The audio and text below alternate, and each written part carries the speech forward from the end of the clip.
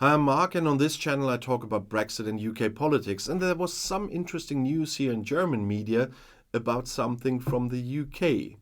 Because after the terrorist organization Hamas committed unprecedented atrocities in Israel, the Party of Islam registered in Great Britain. And at the same time, many Muslims are turning their backs on the left-wing Labour Party because it supported Israel after the terrorist attack. So this new political party has been registered with the UK Electoral Commission, as it has been revealed.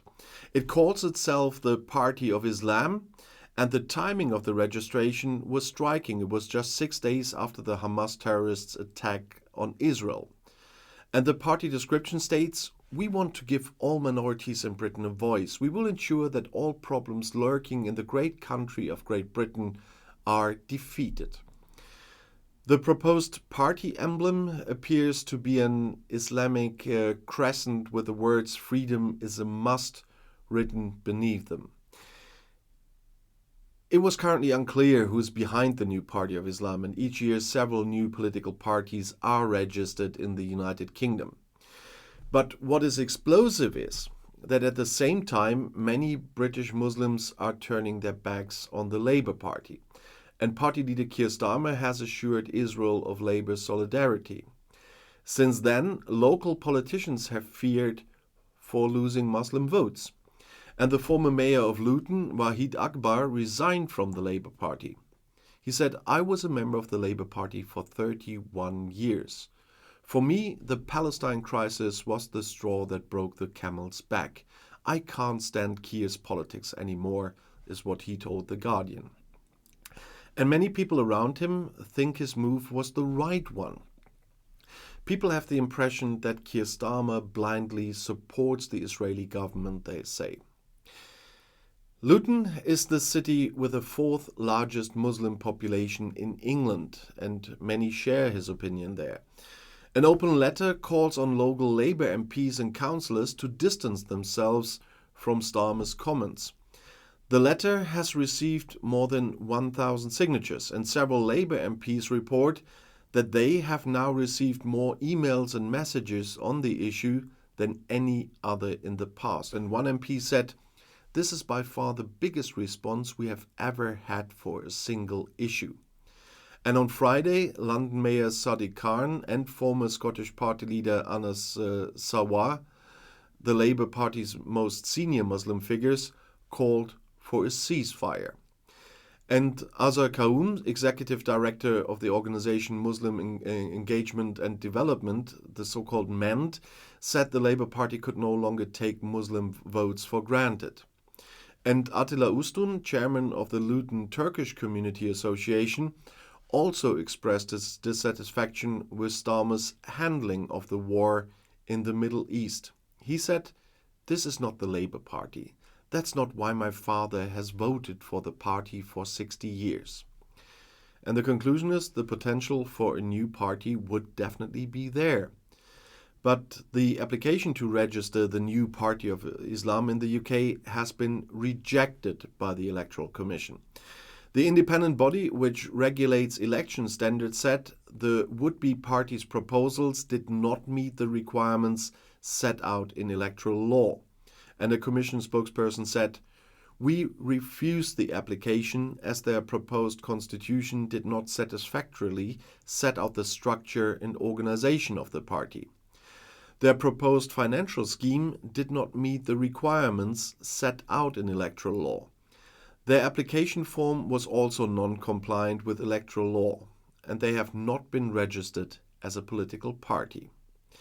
On Saturday, the Express reported that an application had been made earlier this month and published on the Electoral Commission's website on October 18th. In its description, as I said, the Party of Islam said it promises to help all of the minority in the great land of Great Britain to have a voice, and that they wanted to make sure that all problems which linger in the great country of Great Britain is defeated. And as I said, it's this half-moon crescent in a black circle over a grey backdrop, bearing the message Party of Islam, freedom is a must. When asked why the application is no longer on its website, the Commission told Yahoo News, "While we are considering an application, their identity marks are posted on our website for public comment. Once a decision on an application is made, they are taken down if not approved." But also, more than 100 people also blocked a weapons factory in Britain on Thursday to protest against Israel's alleged use of British weapons in the attacks on Gaza. Trade union organizers and activists occupied a factory in Kent in southern England that belongs to Instro Precision, the subsidiary of one of Israel's largest weapon manufacturers, Elbit Systems. Instro specializes in electro-optical equipment for military purposes, which is used for surveillance and reconnaissance, as well as for locating targets. Across the country, people are rising up to stop the production of weapons intended for Israel's ongoing massacres of the Palestinian people, is what the activist group Palestine Action wrote on Instagram, posting a video of their vigil. These actions demonstrate the numerical strength of those willing to take direct action to stop the Israeli war machine, as the activist group added in a press release sent to media.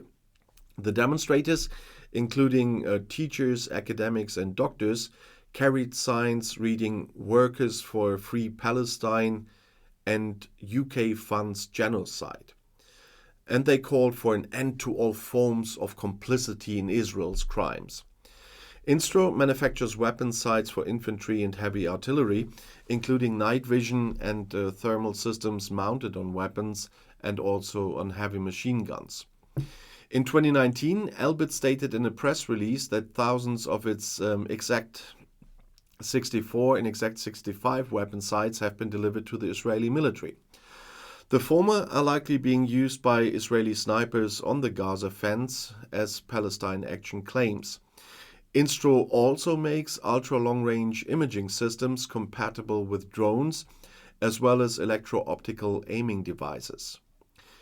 Simply put, Instro makes devices that can locate targets in order to destroy or kill them, as Palestine Action says on its website.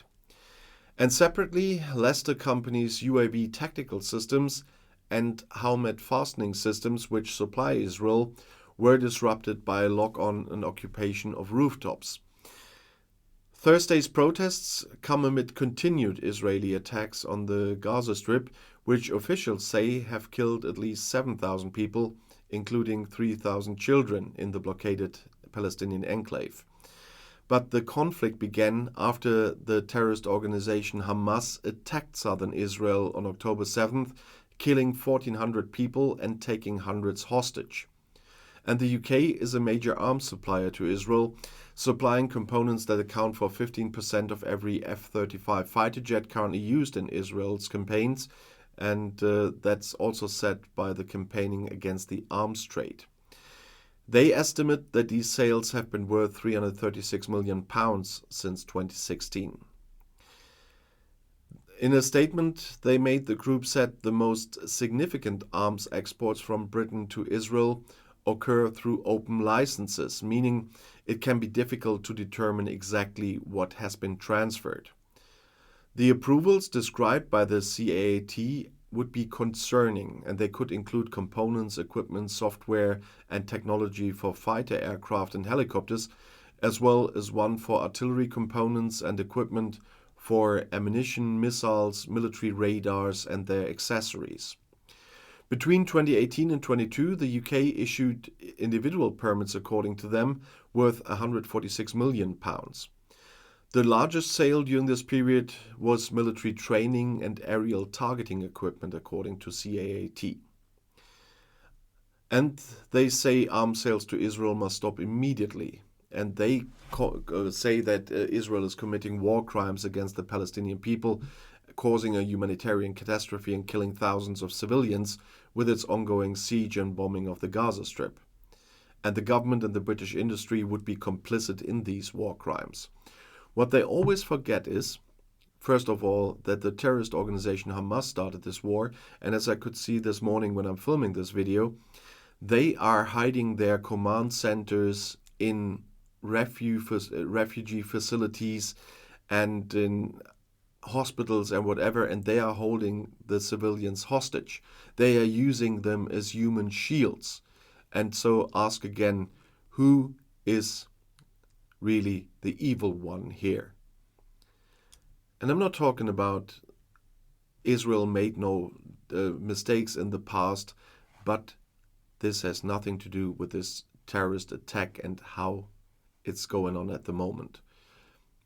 As I did on my channels for a long time, you can criticize Israel for a lot and the state of Israel for a lot. But their wrongdoings in the past are no excuse for a terrorist attack, are no excuse for anti-Semitism that is appearing everywhere at the moment. You can criticize a state as much as you want. You can disagree with their politics as much as you want. And if you think they committed crimes, we have international institutions to deal with that as well. But they are a state. And the Jews that are under attack everywhere at the moment by anti-Semitism, they are not, we're not talking about people with an Israeli passport here. It's wrong to do it against them either. But I'm talking about in Britain, they are going against British people. Here in Germany, they are going against German citizens. They are not Israelis. They are Germans. They are British. They are French. They are Spanish. And that is what people also forget. Anti-Semitism is wrong in all of its colors and wherever it happens. But people are quite narrow-minded here at the moment. But if you want to know more, the next video is right here in the end screen. I'll see you there. I'll be back.